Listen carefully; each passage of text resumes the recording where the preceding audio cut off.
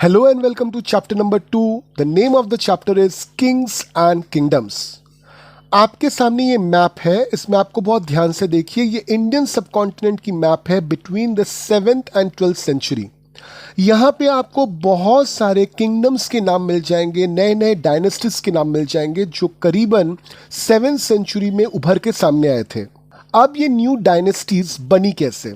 तो भाई 7th century बहुत सारे बड़े लैंडलॉर्ड्स हुआ करते थे, वॉरियर चीफ्स हुआ करते थे जो इस सब कॉन्टिनेंट के डिफरेंट रीजन्स में फैले हुए थे। इनको बोला जाता था सामंत। ये सामंत किसी किंग के अंडर काम करते थे और उनका काम था इन किंग्स के लिए गिफ्ट्स लाना या फिर इन किंग्स के कोर्ट्स में जाके हाजिरी लगाना या बहुत सारे मिलिट्री सपोर्ट्स उस किंग को प्रोवाइड करना। तो ये सामंत धीरे धीरे अपना पावर बढ़ाने लगे, उनका वेल्थ बढ़ने लगा, तो ये खुद को महासामंत या फिर महामंडलेश्वर के नाम से बुलाने लगे। तो ये सामंत धीरे धीरे इतने ज़्यादा पावरफुल हो गए कि कभी कभार उन्होंने अपने किंग से ही बगावत कर डाली और उन्होंने अलग से अपना राज्य या फिर डायनेस्टी बना लिया। Take an example of Rashtrakuta. Rashtrakuta Deccan region के लैंडलॉर्ड्स थे जो आते थे चालुक्य किंगडम के अंडर। मगर मिड 8th सेंचुरी में डांडी दुर्गा नाम के एक राष्ट्रकूट चीफ ने चालुक्य किंगडम को ही ओवरथ्रो कर दिया और फिर उन्होंने एक यज्ञ करवाया जिसका नाम था हिरण्यगर्भ। इस यज्ञ से उन्होंने अपने आप को क्षत्रिय डिक्लेयर कर दिया और इस एरिया पे पूरी तरह से रूल करने लगे। राष्ट्रकूट ने ही इलोरा के बहुत सारे कार्विंग्स को बनाया है। सिर्फ इस समय राष्ट्रकूट डायनेस्टी का ही जन्म नहीं हुआ, बहुत सारी डायनेस्टीज का भी जन्म हुआ। इस समय ऐसा नहीं था कि सिर्फ क्षत्रिय लोग ही राजा बन सकते हैं, बहुत सारे ऐसे लोग जो क्षत्रिय नहीं थे, ब्राह्मण थे, जैसे कदम्ब मयूर शर्मन या फिर गुर्जार प्रतिहर और हरिश्चंद्र। ये लोग पूरी तरह से ब्राह्मण थे मगर इन्होंने सक्सेसफुली कर्नाटका और राजस्थान के पोर्शन में अपनी किंगडम्स एस्टैब्लिश की। इन नए किंगडम्स में बहुत सारे न्यू टाइटल्स इंट्रोड्यूस हुए जैसे महाराजा अधिराजा या फिर त्रिभुवन चक्रवर्तिन। ये लोग अपने पावर को पूरी तरह से शेयर करते थे अपने सामंत के साथ, ट्रेडर्स के साथ, ब्राह्मण्स के साथ और उनके जितने भी पीजेंट एसोसिएशंस थे उनके साथ। और ये लोग टाइम टू टाइम तरह तरह के रेंट्स या फिर तरह तरह के टैक्सेस भी कलेक्ट करते थे। अगर हम चोल डायनेस्टी की बात करें जो तमिलनाडु में था, तो वहां पे करीबन 400 टाइप्स ऑफ टैक्सेस थे। टैक्सेस लाइक वेट्टी एंड कदमाई उस समय के बहुत फेमस टैक्स टर्म्स थे। आज भी अगर हम देखें तो आज भी हम टैक्सेस पे करते हैं। तो टैक्सेस का इतिहास अगर हम देखें तो इस समय से शुरू हुआ था। ये टैक्सेस कलेक्ट किए जाते थे for construction of temples, for construction of forts and to fight wars. And obviously जब वॉर्स होते थे तो दूसरे राज्यों के वेल्थ को एक्वायर किया जाता था या लैंड को एक्वायर किया जाता था जिनको इस्तेमाल किया जाता था फॉर ट्रेड रूट्स। धीरे धीरे ये रेवेन्यू कलेक्शन का पैटर्न एकदम नॉर्मलाइज हो गया और जितने भी नए किंगडम्स बने उन नए किंगडम में एक बात कॉमन हो गई कि वे अपने ही लोगों को या अपने ही क्लोज रिलेटिव्स को बड़े बड़े पोजीशंस में बिठाने लगे। इन नए किंगडम्स में एक बहुत प्रचलित ट्रेडिशन शुरू हो गया जिसको हम लोग बोलते हैं प्रशस्ति। प्रशस्ति एक रिटन डॉक्यूमेंट है जो ब्राह्मणों के द्वारा लिखाया जाता था और जिसमें यह बताया जाता था कि रूलर जो है वो कितना अच्छा है या कितना प्रभावशाली है या फिर कितना विक्टोरियस है। इसके बदले में ब्राह्मणों को जमीन दान पे दी जाती थी। तो इस समय जितनी भी जमीन ब्राह्मणों को दान हुई थी उनको कॉपर प्लेट्स में रखने का एक रिवाज था और उन कॉपर प्लेट्स को प्रिजर्व किया जाता था। जैसे इस समय आपके स्क्रीन पर एक कॉपर प्लेट का डायग्राम आ रहा है जिसको 9th सेंचुरी में लिखा गया था। कुछ कुछ पोर्शन इसका लिखा हुआ है संस्कृत में और कुछ पोर्शन इसका लिखा हुआ है तमिल में। प्रशस्ति की अगर बात करें तो एक बहुत ही फेमस प्रशस्ति है about the ruler of Kashmir जिसको लिखा था एक ऑथर ने जिसका नाम है कल्हान। प्रशस्ति को उस समय एक बहुत इंपॉर्टेंट डॉक्यूमेंट माना जाता था क्योंकि इसमें उस रूलर के बारे में बताया होता था और उसकी पॉलिसीज के बारे में एक्सप्लेन की जाती थी इस प्रशस्ति में। इस समय जितने भी रूलर्स आए सबने कोशिश की अपने किंगडम को बड़ा करने की और हमेशा से ही वे ऐसे जगहों को कब्जा करना चाहते थे जो बहुत इंपॉर्टेंट है। जैसे कन्नौज नाम की एक सिटी है गंगा वैली में। इस पर्टिकुलर सिटी को गुर्जार प्रतिहार, राष्ट्रकूट और पाल डायनेस्टी ने बार बार कंट्रोल करना चाहा, तो यहाँ पे एक स्ट्रगल तैयार हुआ जो 3 राज्यों के बीच में था, जिसको हिस्टोरियंस जनरली ट्रिपार्टिएट स्ट्रगल के नाम से रेफर करते हैं। जितने भी रूलर्स थे इस समय अपने पावर को दर्शाने के लिए, अपने रिसोर्सेस को दर्शाने के लिए बड़े बड़े टेम्पल्स बनाते थे, और यही वो वजह है कि इस समय जितने भी अटैक्स होते थे वो अटैक्स ज़्यादातर टेम्पल्स पे होते थे। इनफैक्ट गजनी जो अफगानिस्तान में है, उनके जो रूलर थे महमूद, उन्होंने 17 बार इंडियन सबकॉन्टिनेंट पे अटैक किया था, और हर बार उन्होंने सोमनाथ नाम का जो मंदिर है गुजरात में, वहां पे अटैक किया था। वहां से तमाम वेल्थ और मूर्तियां लूटकर महमूद अपने साथ गजनी वापस ले गया था। ठीक इसी समय और एक वॉरफेयर हुआ था बाय चहमनाज, जिनको बाद में हम चौहान के नाम से जानते थे, जो दिल्ली और अजमेर के एरिया में रूल करते थे। इन्होंने बार बार कोशिश की अपने किंगडम को वेस्ट और ईस्ट की तरफ एक्सपैंड करने के लिए, और बार बार उनको गुजरात के चालुक्य और वेस्टर्न उत्तर प्रदेश के गहादलवास से रेजिस्टेंस फेस करना पड़ता था। इसी वंशज के एक राजा थे पृथ्वीराज III, जिन्होंने अफगान रूलर सुल्तान मोहम्मद घोरी को 1191 में हराया था, मगर ठीक उसके अगले साल 1192 में वे खुद मोहम्मद घोरी से बैटल में हार गए थे। हम अगर 7th से 12th सेंचुरी के बीच में किंग्स और किंगडम्स की बात करें तो ऑब्वियसली एक नाम उभर के सामने आएगा, and that is the Chola dynasty. इस समय कावेरी डेल्टा का जो एरिया है वो मुत्तरियार नाम के एक चीफ फैमिली के कंट्रोल में था। ये लोग सबऑर्डिनेट थे कांचीपुरम के पल्लव राजाओं के। उरैयार के चोल फैमिली से बिलोंग करते थे विजयलया। इन्होंने 9th सेंचुरी में इस पूरे कावेरी डेल्टा एरिया को मुत्तरियार फैमिली से छीन लिया। इन्होंने तंजावुर नाम का टाउन बनाया और वहां पे गॉडेस निशुंभसुदिनी का मंदिर बनाया। धीरे धीरे विजयलया के जितने भी सक्सेसर्स थे, उन्होंने इस किंगडम को बड़ा किया, इस किंगडम का पावर बढ़ाया। इनफैक्ट पांड्यन और पल्लव टेरिटरीज जो इस किंगडम के साउथ और नॉर्थ में थे, ये भी इस किंगडम के पार्ट बन गए।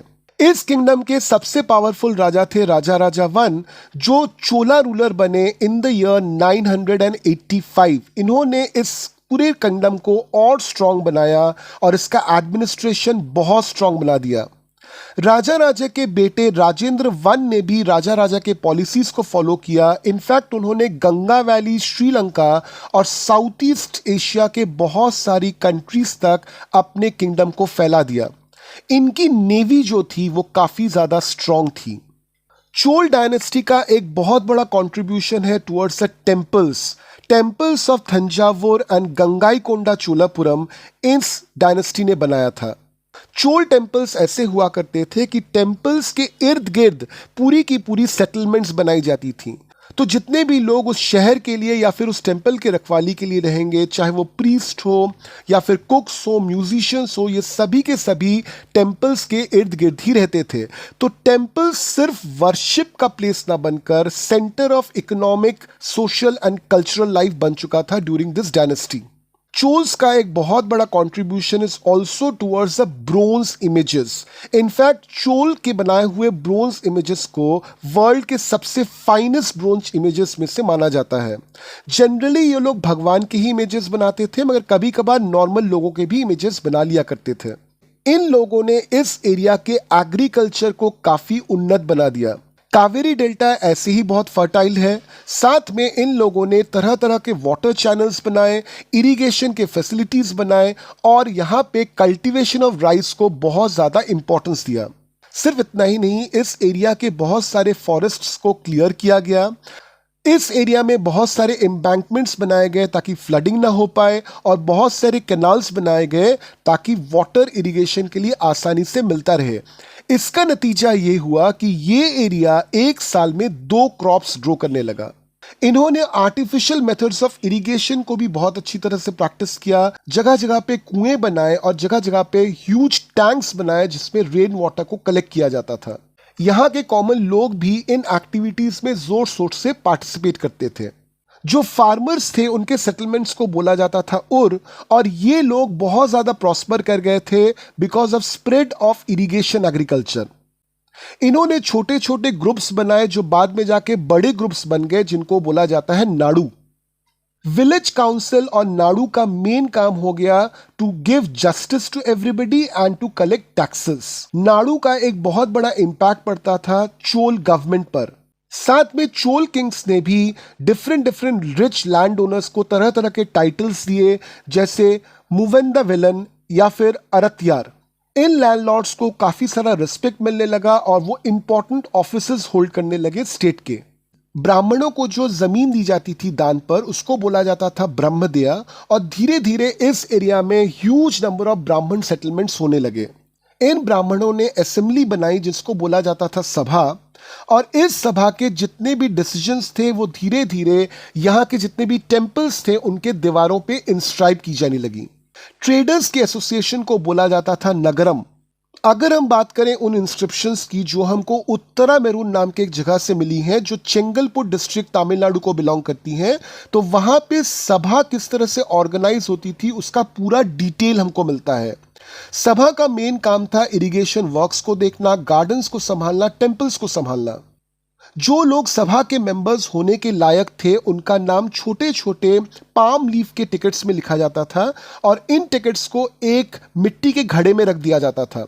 एक बच्चे को बुलाकर वहां से टिकट निकाली जाती थी और एक एक करके कमिटी मेंबर्स के नाम बता दिए जाते थे। सभा के मेंबर्स कौन कौन हो सकते हैं, क्या क्या रूल्स एंड रेगुलेशन है, ये सभी की सभी चीजें प्रॉपरली इंस्क्राइब्ड फॉर्मेट में थी। यानी कि अगर हम बोलें तो इस समय जितने भी किंगडम्स थे, ये किंगडम्स काफ़ी ज़्यादा एडवांस हो चुके थे इन देयर थॉट्स, और इनकी एडमिनिस्ट्रेशन काफ़ी ज़्यादा स्ट्रॉन्ग थी। ऑब्वियसली इनमें से सबसे स्ट्रॉन्ग एडमिनिस्ट्रेशन का श्रेय हमेशा से ही चोल डायनेस्टी को ही जाता है। तो चलिए चले आते हैं पेज नंबर 28 पर और कर लेते हैं क्वेश्चन आंसर्स को सॉल्व। क्वेश्चन नंबर 1 है मैच द फॉलोइंग। पहला है गुर्जर प्रतिहार, तो ये लोग थे गुजरात एंड राजस्थान से। नेक्स्ट इज राष्ट्रकूट, तो ये लोग थे वेस्टर्न डेक्कन से। उसके बाद है पाल्स, तो ये थे बंगाल से, और चोल्स वे थे तमिलनाडु से। Question number 2, who were the parties involved in the त्रिपाठीय struggle, तो त्रिपाठीय स्ट्रगल किस एरिया को लेके था, कन्नौज। और यहाँ पे कौन कौन से लोग पार्टी टू दिस कॉन्फ्लिक्ट थे, गुर्जर प्रतिहार, राष्ट्रकूट एंड पाल डायनेस्टी। चले आते हैं क्वेश्चन नंबर 3 पर। What were the qualifications necessary to become the member of the committee of sabha in the Chola empire, तो इसका डिस्क्रिप्शन पूरी तरह से आपको दिया हुआ है पेज नंबर 27 पर। वहीं का ही लिखा मैंने आपके स्क्रीन पे दिया हुआ है, और ये सभी थे qualifications which were necessary to become a member of the committee of sabha in Chola empire. चले आते हैं क्वेश्चन नंबर 4 पर। What were the 2 major cities under the control of Chahamanas. Chahamanas को ही बाद में हमने चौहान्स बोला था, और इनका जो किंगडम था उसमें 2 मेजर सिटीज कौन सी थी, अजमेर एंड दिल्ली। चले आते हैं क्वेश्चन नंबर 5 पर। How did the Rashtrakutas became powerful, तो राष्ट्रकूटा बेसिकली दक्कन एरिया में रहते थे और चालुक्य किंगडम के अंडर आते थे। मगर दांती दुर्ग जो राष्ट्रकूट चीफ था, इन्होंने चालुक्य किंगडम को ओवरथ्रो कर दिया, और ब्राह्मणों के साथ इन्होंने एक यज्ञ किया जिसका नाम है हिरण्यगर्भ, और उस यज्ञ के बाद इन्होंने अपने आप को क्षत्रिय डिक्लेयर कर दिया और इस एरिया को कंट्रोल कर लिया। इसके साथ राष्ट्रकूटों ने इस एरिया के एडमिनिस्ट्रेशन, आर्किटेक्चर वगैरह पे भी बहुत ज्यादा काम किया, and finally they became very very powerful. चले आते हैं क्वेश्चन नंबर 6 में। What did the new dynasties do to gain acceptance, तो जो नए डायनेस्टीज थे इन्होंने एक्सेप्टेंस पाने के लिए क्या किया, इन्होंने जितने भी सामंत थे, जितने भी ब्राह्मण थे, जितने भी ट्रेडर्स थे, या फिर जितने भी फार्मर्स एसोसिएशन थे, इन सब में अपने पावर को शेयर कर दिया। चले आते हैं क्वेश्चन नंबर 7 पर। What kind of irrigation works were developed in the Tamil region, तो तमिल रीजन में इरिगेशन पे बहुत सारा काम हुआ था। They used to perform irrigation from the waters of Kaveri river. At the same time इन्होंने बहुत बड़े बड़े एम्बार्कमेंट्स बनाए थे ताकि फ्लडिंग ना हो पाए। साथ में इन्होंने वाटर चैनल्स बनाए थे उन खेतों में पानी पहुंचाने के लिए जो खेत रिवर से थोड़े से दूर थे।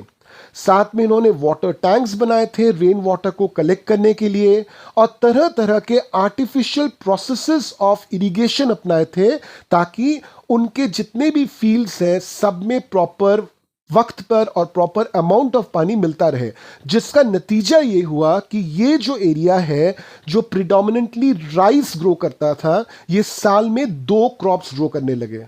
चले आते हैं क्वेश्चन नंबर 8 पर। What were the activities associated with the Chola temples. तो चोल टेम्पल्स जो थे, they were the centre of economic, culture and social activities. Temples का काम मेनली फॉर वर्शिप नहीं था। टेम्पल्स में बहुत सारे डॉक्यूमेंट्स रखे जाते थे, टेम्पल्स में बहुत सारे एग्रीकल्चरल प्रोड्यूस रखे जाते थे, प्लस यहाँ के टेम्पल्स के आसपास पूरी की पूरी सेटलमेंट बनाई जाती थी।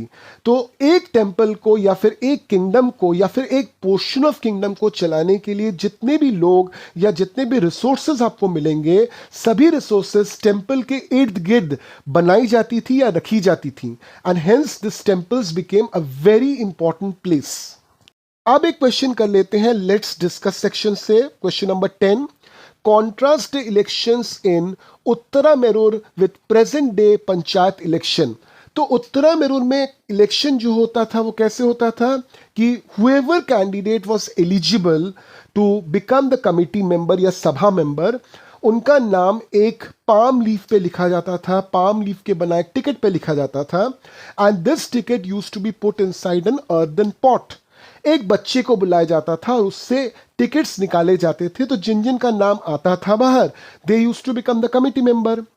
आज के ज़माने में जो इलेक्शन होते हैं इसमें ऐसा नहीं होता। लोगों को बाकायदा अपने घर से निकलकर जाना पड़ता है एक पर्टिकुलर प्लेस पर जिसको बोला जाता है इलेक्शन बूथ। वहाँ पे जाके उनको वोट करनी होती है और अल्टीमेटली वोट्स को काउंट करके जिस इंसान को सबसे ज़्यादा वोट मिला है उसको डिक्लेयर कर दिया जाता है as the winner of that particular election. तो हमने देख लिया चैप्टर नंबर 2 में कि किस तरह से नए किंगडम्स बने, ये नए किंगडम्स किस तरह से प्रभावशाली बने, किस तरह से पहले वाले किंगडम से थोड़े से अलग थे, और ऑब्वियसली टैक्सेशन का सिस्टम कैसे स्टार्ट हुआ था right from the Chola dynasty. Chapter number 3 जो हमारा अगला चैप्टर है, वहाँ पे हम पढ़ने वाले हैं Delhi from 12th to 15th century. तो थोड़ा सा इंतज़ार कीजिए, फिर आपसे मिलते हैं चैप्टर नंबर 3 के वीडियो के साथ। Till then keep learning.